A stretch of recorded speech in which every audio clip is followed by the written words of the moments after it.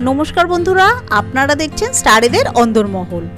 তোমাদের রানী ধারাবাহিকের হাত ধরে অভিনয় জগতে পা রেখেছিলেন নবাগতা অভিনেত্রী অভিকা মালাকার। তবে প্রথম ধারাবাহিক দিয়ে দর্শকদের মন জয় করে নিয়েছিলেন তিনি।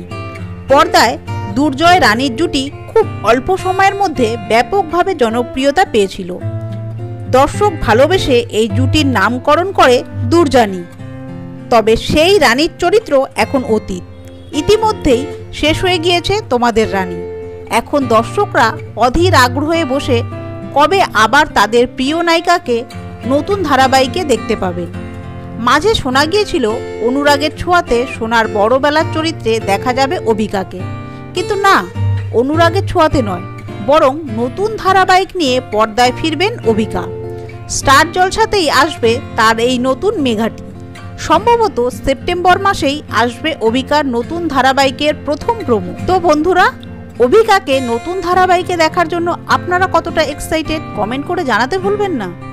বন্ধুরা, তারকাদের বিষয় এইরকমই খুঁটিনাটি আরও তথ্য পেতে জুড়ে থাকবেন আমাদের চ্যানেলটির সাথে। ধন্যবাদ।